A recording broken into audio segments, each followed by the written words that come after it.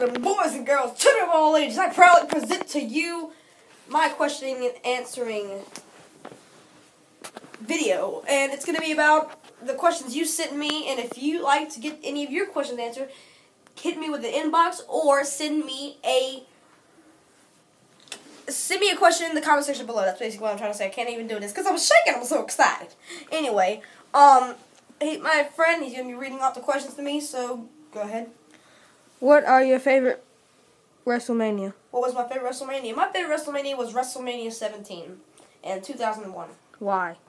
The reason why it's my favorite WrestleMania is because you looked at the card, and it was a very good card. I mean, you had the triple threat TLC ladder match with Edge and Christian, Dudley Boys, and Hardy Boys, which is great and grand and wonderful.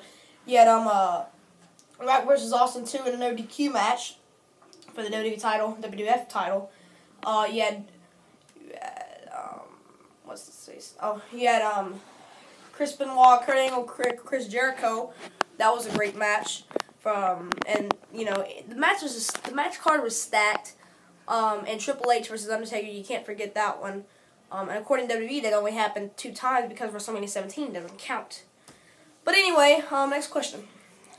Who is the most underrated talent in WWE? I'd probably say No Days Off, Darren Young.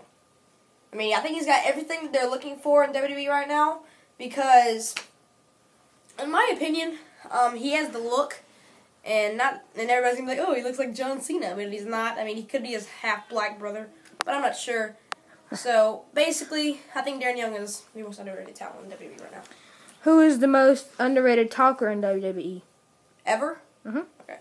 I'd probably have to say Mick Foley, Mankind / Dude Love / Cactus Jack, because he's not considered as his huge, great mic work. He's considered for going off cages and had those epic Extreme Rules and hardcore matches with all these people.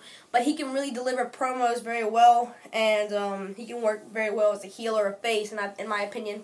And he's not recognized for his mic skills. What do you think of Mark Henry's return?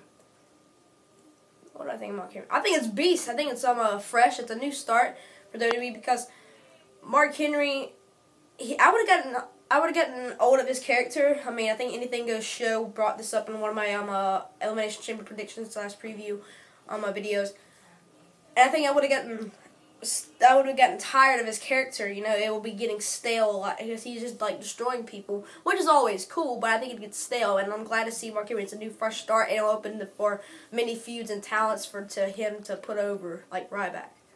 What are your thoughts on Undertaker's return? I would probably have to say it's cool. I think it's good. I mean, you can't say anything less. I'm happy for Undertaker coming back as long as he can go. What I mean by go is if Undertaker can bring that 5-star classic that everybody thinks is gonna happen, I'm happy to see him back. I don't want him to get injured or hurt or anything like that, and he's not going to put on a good match if he just comes back for, you know, money or everybody else wants to come back. If he wants to stop right now, I would be glad because he's earned the respect of WWE to, you know, take a break off once in a while. And he's supposed to CM Punk. They should put on a great show.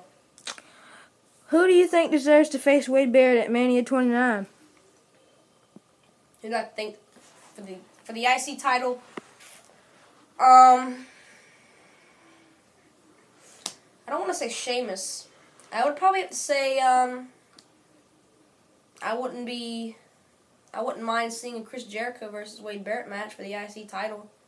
I mean, everybody thinks that it screams Dolph Ziggler versus Y2J at WrestleMania, but it's another rematch that we'll have to see at this WrestleMania, like Rock and Cena and Punk versus Taker and Daniel Bryan versus Kane from SummerSlam, Brock Lesnar from Triple H from SummerSlam. So I wouldn't want to see that. I want to see, you know, Chris Jericho versus Wade Barrett. I mean, it's a good way to put him over because Wade Barrett's been getting buried these past couple of weeks, and Chris Jericho, you know, he's good in these matches. So, what is one of the greatest achievements in Randy Orton's career?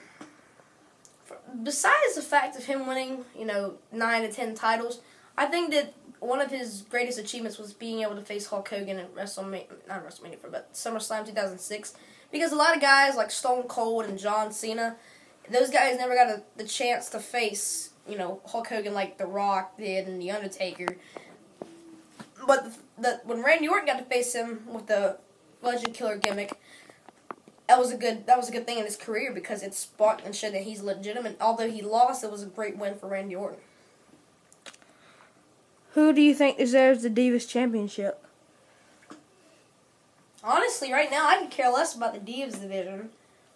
But if I had to say, this is my little 5-year-old screaming out of me, Honey Boo Boo. I'd like to see Honey Boo Boo come. I mean, Team Honey Beef mode. Team Bricky is always good with Brad Maddox, because Brad Maddox is a freaking beast. But really, in all seriousness, I would probably have to say,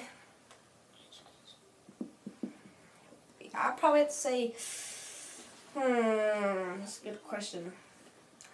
I really don't think nobody deserves the Divas Championship right now. I think it needs to improve before anything else, happens. But in my opinion, I'd have to say Natalya. And Anyway, that was the last question, it seems like. So if you want your questions answered, send them in the comment section below. Send me in the inbox on Twitter, Facebook, anything that you can get and reach with me. I put in the link in the description box below when I get a chance to.